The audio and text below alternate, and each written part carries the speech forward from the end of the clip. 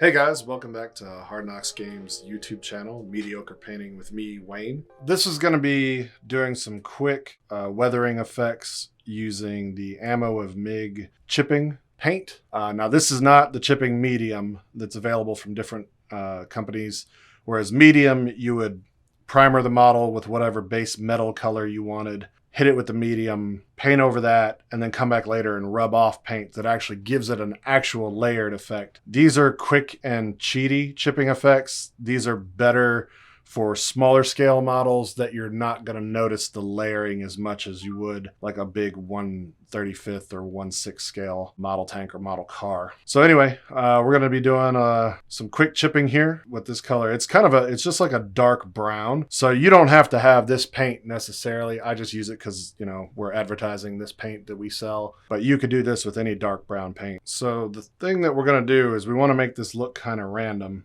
So our applicator is just going to be this old chunk of sponge from a, well, it's a tray insert. So what we want is we want to create wear patterns on the vehicle, like points where like the paint would kind of rub off on the model. So we just kind of dab along with the sponge, kind of along this edge, maybe some spots where like the boots might have drug a little bit, just some little edge wear.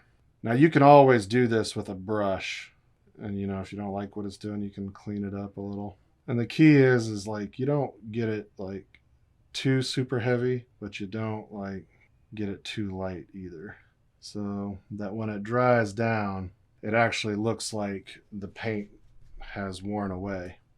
And like we'll do this side skirt, like some people have been stepping on and off the vehicle, so it's worn the paint off the edge. So you can see where that does kind of a wear pattern. And the sponge gets you a random enough pattern to where it varies it up. And of course you can do as much or as little as you want with this sort of effect. Like if you wanted to make it look like, you know, some of the front armor had like taken some wear damage, you know, you just do a little speckling. Of course, we've done this before on models where we've used a paintbrush and painted these on individually, but this is a really like super easy way, like this dozer blade, to get that like chipped up, because your dozer blade's not gonna look. So you go a little heavier, you know, you can dab a little heavier, like I'm really dabbing on it now to get that super like speckly look. But you know, you don't have to do that. That's a great thing about weathering.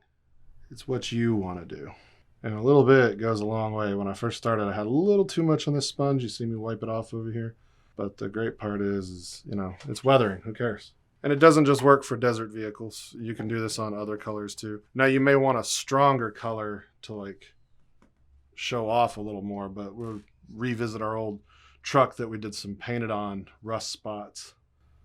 So we'll go down here and give him a little edge weathering here. And like you could go with a lighter color or even like a more red brown on this to like make it way more pronounced. It just depends on how subtle you want your weathering or how pronounced you want it to be. I kind of like how this is kind of dark. But yeah, you can use any kind of sponge. I think a kitchen sponge might be a little too coarse, but any kind of like packing foam sponge, like these are just inserts from a miniatures tray that we had that are just ripped up to give them a little bit even more. It's almost like stippling, but instead of like the actual set pattern of a stippling brush, you've got a more random pattern of the sponge. If you guys want to see more content like this, let us know in the comments. If you want me to shut the f*** up, also let me know. Anyway, we'll see you next time. Love you guys. Bye.